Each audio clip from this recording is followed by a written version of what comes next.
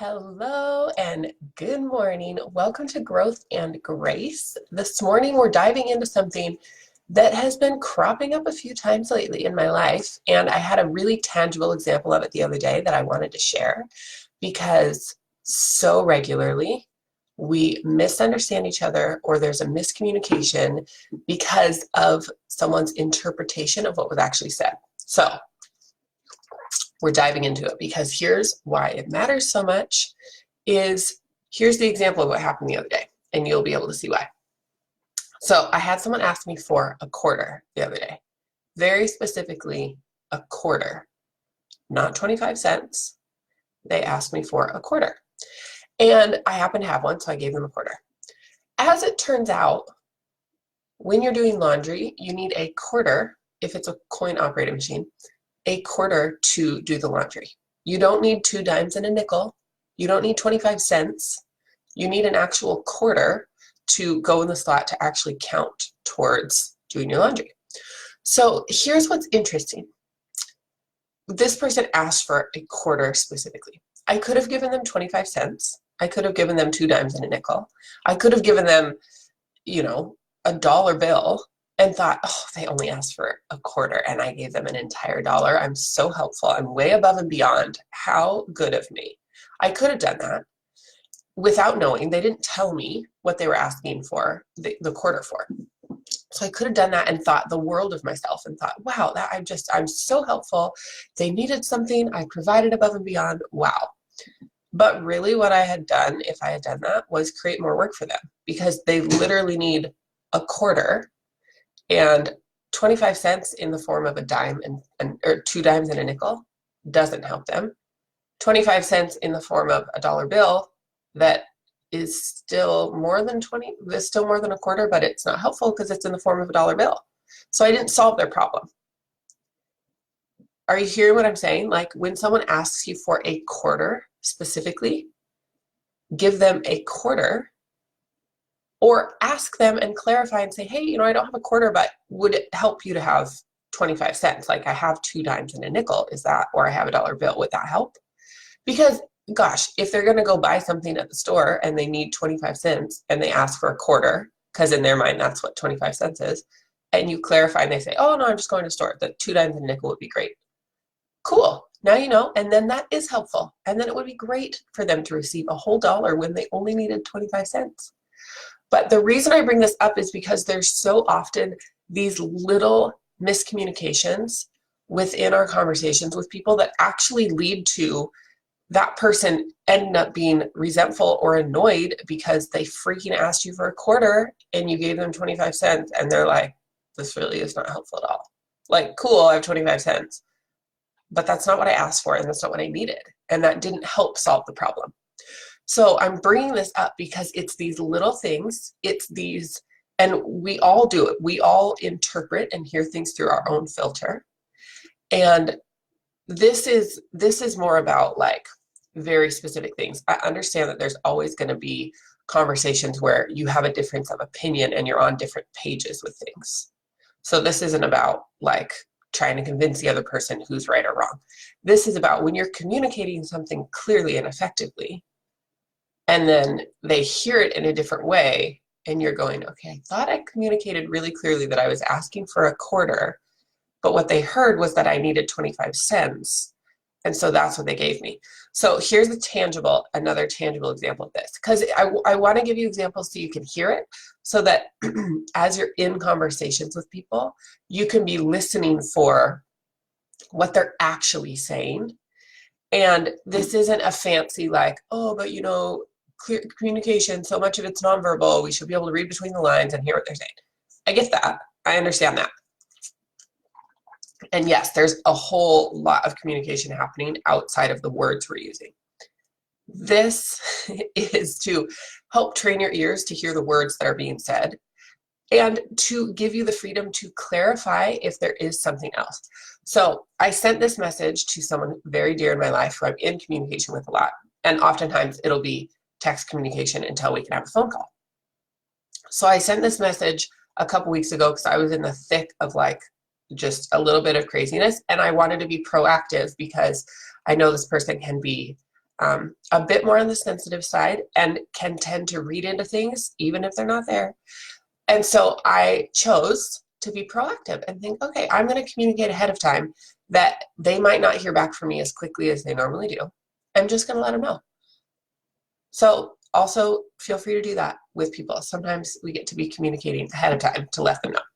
So I sent this message. I said, hey there, just a heads up that my messaging might be delayed the next week or two. I have a delightfully full schedule that's keeping me booked back to back, and checking messages is like the last thing that sounds appealing to me right now. I'm just being honest. But know that I love you, and just if it's urgent, text me lots of times. Love you. Okay, so that was a message I sent. The message that I got back, it's one of those, that's not what I said, but interesting. Notice my last line.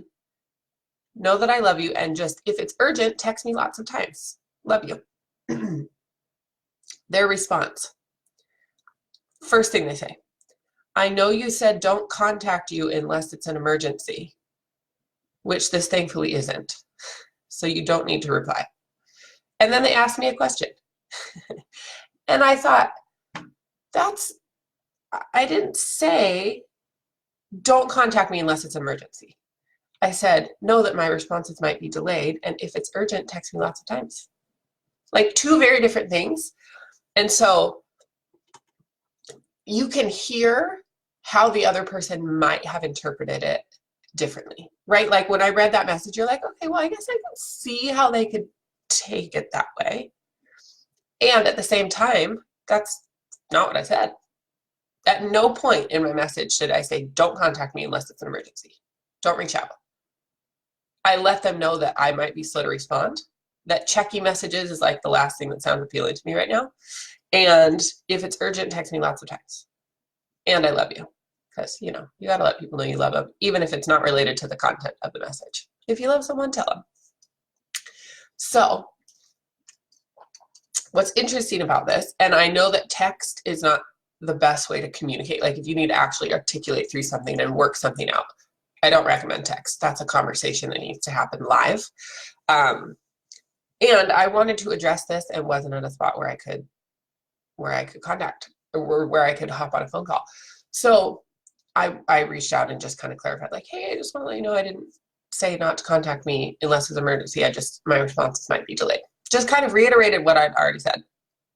And it's so interesting to see how people respond and how people interpret what you say. Even when you say it very clearly, even when you proactively reach out and you say, hey, here's what's up. This is what you can expect from me. And here's the scenario that I'm in.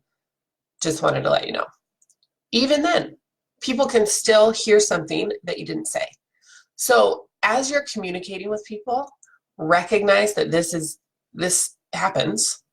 And once you have someone figured out and you guys have a good communication styles and you know each other, that it flows usually a lot better because you understand, you actually know what they're saying and you hear what they're saying, and you maybe have had the conversation of, hey, I think maybe I didn't hear what you said. I think I interpreted what you said differently than how you meant it. Like, this is what I heard you say. Is that accurate? And let them clarify with you. So this is like super basic communication stuff, but it's been coming up so much in my life lately. These were just two examples of things that have been happening that I wanted to share with you. These are the quote unquote little things that if they go unchecked, if I just dismiss this and I was like, whatever, then I'll admit I was kind of annoyed when I got the response, like, that's not what I said. So, blah.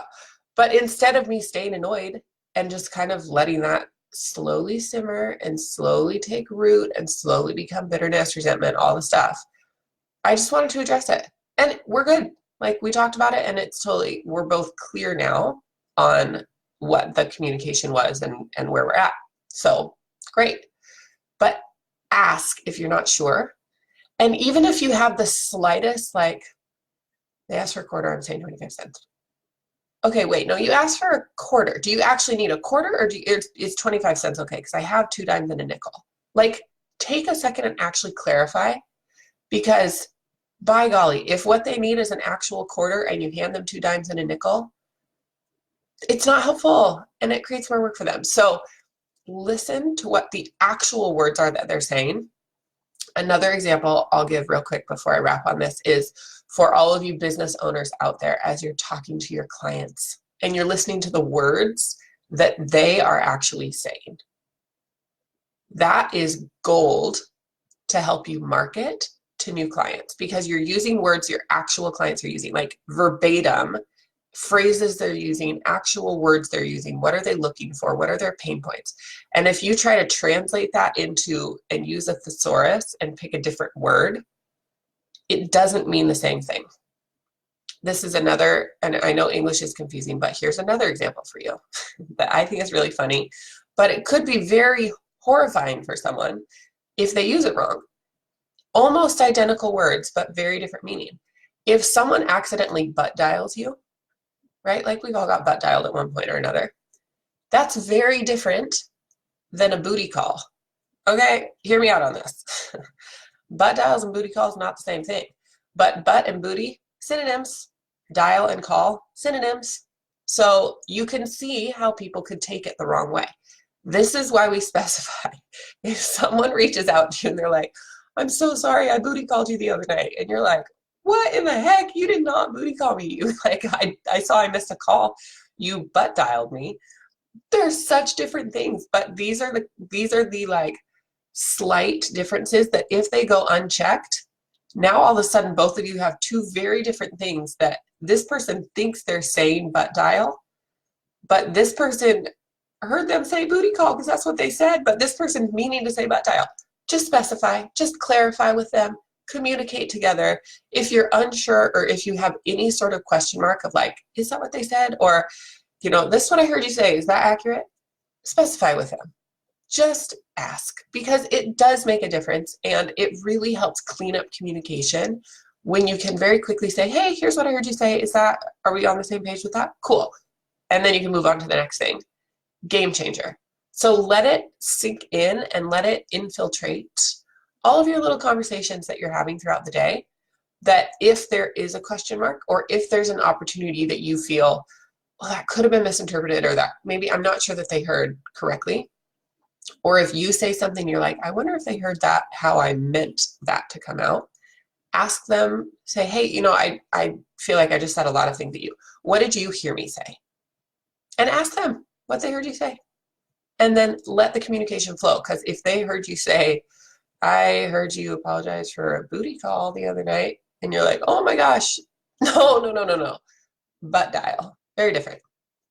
Then it gives you the opportunity to clarify if there is a miscommunication or a misinterpretation of the information without blaming the other person, like, how stupid are you that you couldn't even hear exactly the words that I said? It's not that.